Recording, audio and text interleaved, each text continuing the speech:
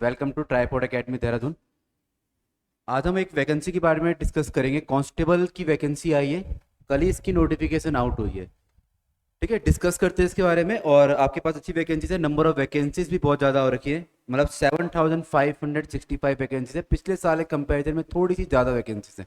ठीक है, वैकेंसीज ज़्यादा का रीज़न यही है कि पिछली बार बहुत सारे बच्चे फिजिकल में आउट हुए थे। चलो डिस्कस करते हैं इसके एग्जाम पैटर्न के ऊपर, डिस्कस करते हैं कितनी वैकेंसीज हैं और क्या क्या कैसे कैसे आपको इसको तैयारी करनी है। ठीक है, चलिए। तो 7565 वैकेंसीज है, male plus female plus ex serviceman के लिए। ठीक, आगे डिस्कस करते हैं। अच्छा, तो 22 तारीख यानी कल ही से इसकी एप्लीकेशन शुरू हो चुकी थी। कल ही से आप इसके रजिस्ट्रेशन फॉर्म स्टार्ट कर सकते हैं। फॉर्म फिलिंग डेट स्टार्ट हो जाएगी। उसके बाद हमारे पास जो लास्ट डेट है वो कितनी है, 21 अक्टूबर है। 21 अक्टूबर क्या हमारे पास लास्ट डेट है इस फॉर्म को भरने की, और रात के 11 बजे तक है भाई। और अगर आपके पास कोई अच्छा, पेमेंट का भी वही है हमारे पास, 22 अक्टूबर जो है वो लास्ट पेमेंट डेट यही है। इसके बाद अगर आपके पास करेक्शन विंडो जो है, कभी आपको लगे कि आपने फॉर्म भर दिया लेकिन कुछ करेक्शन करने को है, तो आप क्या करेंगे सर, आपके लिए करेक्शन विंडो की जो डेट है वो 29 अक्टूबर से लेकर 31 अक्टूबर तक है। कभी कुछ गलतियां हो गई हो फॉर्म में तो उसको दोबारा से चेंज आप कर सकते हैं। वो डेट क्या है, 29 से 31, लेकिन वो गलतियां ना ही करना तो ज़्यादा सही रहेगा। चलिए, और बाकी जो आपका दिसंबर जो डेट है ना, वो डेट क्या है, दिसंबर 2025 जनवरी 2025 फिक्स तो नहीं है, लेकिन ये है कि दिसंबर के एंड तक या जनवरी के स्टार्टिंग में आपको क्या हो जाएगी इसकी जो पहला पेपर है। पहला पेपर कहने का मतलब है जो रिटर्न पेपर है वो आपका दिसंबर के एंड में या जनवरी के स्टार्टिंग में हो जाएगा। ठीक है, चलिए वैकेंसीज की बात करते हैं। वैकेंसीज हमारे पास कितनी है, जो मेल है मेल के पास वैकेंसीज तो 4408 है, जिसमें जनरल कितनी है, ईडब्ल्यूएस ओबीसी एससी एसटी ये रही भाई। इसके बाद जो दो और हैं, लेकिन ये दोनों के दोनों ना एक्स सर्विसमैन के लिए हैं। तो अगर आप एक्स सर्विसमैन हो तो ये आपके लिए वैकेंसी है, उसमें भी हमारे पास कोटा है। बाकी फीमेल्स के लिए जो वैकेंसी है 1047, यूआर 249, ईडब्ल्यूएस, ऐसे करते करते टोटल 2496 वैकेंसीज हैं अगर आप फीमेल्स हैं तो। ठीक, चलिए। अच्छा, एक चीज और याद रखना कि जो दिल्ली पुलिस है वो किसके अंदर आता है, वो सेंट्रल के अंदर आता है। तो इसमें कोई स्टेट का नहीं है कि आपका जो कोटा है वो हर जगह ही लगता है, मतलब तो ये जो पोस्ट है वो सेंट्रल की पोस्ट है, कोई दिल्ली की पोस्ट नहीं है। ठीक है, तो दिल्ली पुलिस मतलब सेंट्रल की पुलिस है। चलिए, तो ये सारी की सारी इसमें वैकेंसीज है, टोटल 7565 वैकेंसीज है, जिसमें मेल भी है फीमेल भी है और हमारे पास एक्स सर्विसमैन भी है भाई। चलिए आगे डिस्कस करते हैं। अच्छा, इसमें जो लोग एनसीसी, जिनके पास एनसीसी का सर्टिफिकेट है उनके लिए भी थोड़ा क्या है, सर्टिफिकेट कैटेगरी है। यानी अगर कहने का मतलब है कुछ इंसेंटिव बोनस मार्क्स आपको मिल जाते हैं।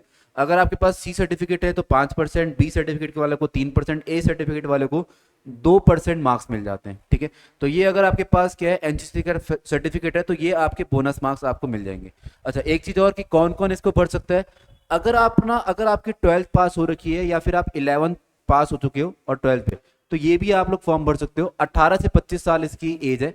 यानी कहने का मतलब ये है कि आपका जो जन्म होना चाहिए वो 2 जुलाई 2000 के बाद होना चाहिए और 1 जुलाई 2007 से पहले होना चाहिए। अगर आपकी डेट ऑफ बर्थ इन दोनों के बीच में है तो आप इस फॉर्म को भर सकते हैं, और अगर नहीं है तो आप नहीं भर सकते। ठीक है, याद रखना 12th प्लस ही इसको भर सकते हैं बस। ठीक, चलिए आगे देखते हैं।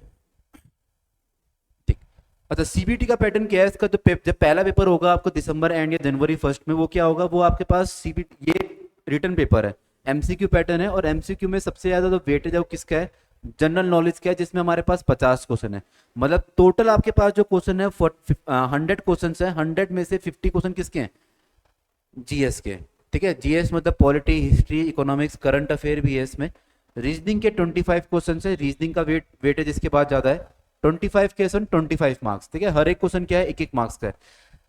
फिर मैथमेटिक्स है, मैथमेटिक्स के 15 क्वेश्चन है, और उसके बाद कंप्यूटर है भाई। ठीक है, मतलब जितने भी आप लोग एसएससी की तैयारी कर रहे होंगे या सीडीएस की तैयारी कर रहे होंगे या रेलवे की तैयारी कर रहे होंगे, तो आप सब ऑलरेडी इन सारे सब्जेक्ट से क्या होंगे, आप सब ऑलरेडी ये सब्जेक्ट की तैयारी कर रहे होंगे। तो ये सारे सब्जेक्ट आपके पास, बस इतना याद रखना यहाँ पे इंग्लिश का नहीं है भाई वेटेज। ठीक है, यहाँ पर जो वेटेज है वो किसका है, रीजनिंग का है 25 मार्क्स, न्यूमेरिकल का है, और सबसे ज्यादा वेटेज है जीएस का।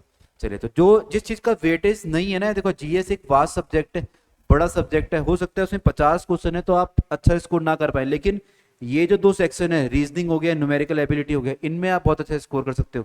और ये कंप्यूटर वाला, कंप्यूटर भाई अगर आप लोग नहीं पढ़ रहे हो तो पढ़ना स्टार्ट कर लीजिए। ज़्यादा भले ही 10 मार्क्स का वेटेज है, लेकिन अच्छा खासा स्कोरिंग सब्जेक्ट है, ज़्यादा डीपली भी नहीं आती चीज़ें, पर पढ़ जरूर लेना है इसके आप लोग, ठीक है। 90 मिनट का पेपर है टोटल आपके पास। अच्छा, जब आप ये पेपर क्लियर कर देंगे तो इसके बाद आपका फिजिकल पेपर होगा, और फिजिकल जो होगा ना वो 15 20 25 या 1 महीने बाद भी हो सकता है। पिछली बार याद रखना, लास्ट टाइम जो हुआ था, लास्ट टाइम जितने भी मोस्ट ऑफ द बच्चे जो 10 टाइम्स जो ज़्यादा, जितनों बच्चों ने क्लियर किया था, जितनी वैकेंसीज थी उसका 10 टाइम्स ज़्यादा क्या किया था, टीयर वो फिजिकल के लिए क्वालिफाई हुए थे। उसमें से मैक्सिमम बच्चे जो थे वो फिजिकल में बाहर हो गए थे, ठीक है। मतलब जितनी वैकेंसीज आई थी वो भर भी नहीं पाई थी। इस चीज़ का ये बात जरूर आप लोग याद रखना, मतलब फिजिकल में जरूर फोकस करना। ऐसा नहीं होना चाहिए कि पेपर तो तैयारी कर रहे हैं लेकिन फिजिकल नहीं। तो आज से ही तैयारी करना स्टार्ट करना फिजिकल की भी, ताकि आप लोग क्या रहे उसके लिए रेडी रहे यार। ऐसा नहीं होना चाहिए कि एग्जाम निकल जाएगा उसके बाद फिजिकल की तैयारी करूँ, क्योंकि इसका फिजिकल जो है ना वो थोड़ा बहुत डिफिकल्ट माना जाता है सीपीओ के कंपैरिजन में। अगर आप में से कोई सीपीओ की तैयारी कर रहा है उससे थोड़ा सा डिफिकल्ट माना जाता है। देखो यार, तो आप जितने भी मेल हो तो मेल के लिए जो 1600 मीटर की रेस है 6 मिनट का टाइम मिलेगा। फीमेल हो तो आपको 8 मिनट का टाइम मिलेगा। फिर आपको एक लॉन्ग जंप मारनी है, लॉन्ग जंप आपको 14 फीट की मारनी है अगर आप मेल हो, और फीमेल हो तो 10 फीट की। और हाई जंप कितना है, हाई जंप हमारे पास 3 फुट 9 इंच, और यहाँ पे कितने की है, यहाँ पे 3 फुट की है अगर आप फीमेल हो तो। बाकी आपको नीचे देखने की जरूरत नहीं है, ये सिर्फ एक्स सर्विस मैन के लिए। अगर आप एक्स सर्विस मैन हो तभी इसके लिए अप्लाई करना, क्योंकि यहाँ पे आपने सोचा था up to 30 years up to ये, भाई एक्स सर्विस मैन के लिए हमारे पास, ठीक है। थोड़ा बहुत उसमें कोटा कोटा ही मिलता है, एज रिलैक्सेशन मिलती है, तो वो अप टू 30 ईयर्स का मतलब ये है कि ओबीसी एससी एसटी को तो मिलता है उनके लिए, बाकी जनरल के 25 ईयर, ठीक है। बाकी एक्स सर्विस मैन है 30 to 40 ईयर्स, और अबव 40 ईयर्स वालों के लिए ये है हमारे पास। तो अगर आप एक्स सर्विस मैन हो तो अपना ये सिस्टम देख लेना। चलिए आगे देखते हैं इसमें। चलिए, तो ये जितना भी अपने पास जो आपका टीयर 1 है, यानी एक रिटर्न पेपर होगा। रिटर्न पेपर करने के बाद आपका एक फिजिकल पेपर होता है। फिजिकल थोड़ा डिफिकल्ट है, तो अगर आपके पास फिजिकल है तो ये समझिए अगर दिसंबर जनवरी में हो रहा है तो फरवरी के स्टार्टिंग या जनवरी की एंडिंग में क्या हो सकता है, आपका फिजिकल पेपर भी हो सकता है। तो इसकी तैयारी अभी से ही आपको करनी पड़ेगी, long jump high jump in चीज़ों की। तो टाइमिंग अपनी सही रखिए, ताकि मतलब अगर 6 मिनट है तो कम से कम आपका 5 मिनट 45 सेकंड 5 मिनट 50 सेकंड के अंदर टाइमिंग रखिए। और इन सब चीज़ों की तैयारी रखिए यार आप लोग, ठीक है। लास्ट में जैसे बताया आपको कि लास्ट ईयर बहुत सारे बच्चे बाहर हुए थे, इस बार ये चीज़ ना हो, ठीक है। और बाकी यार फॉर्म भरने में अगर कोई भी डिफिकल्टी आती है तो आप ट्राइपॉड एकेडमी को मेल करिए, या फिर इसी नंबर में क्या करिए, आप इसी नंबर में कॉल करिए या मैसेज करिए व्हाट्सएप के थ्रू। तो कोई भी अगर आपको हेल्प चाहिए हो तो यहाँ से आपको मिल जाएगी, ठीक है। बाकी अगर कोई और हेल्प चाहिए हो कोर्स के रिगार्डिंग या फिर स्टडी के रिगार्डिंग, या फिर कोई भी कि सर कब से बैच ज्वाइन कर सकते हैं, तो आप इसकी भी इंफॉर्मेशन मोबाइल नंबर पे ले सकते हैं, ठीक है। चलिए, तो बाकी आप लोग तैयारी करिए, आज के लिए इतना रखते हैं। Thank you.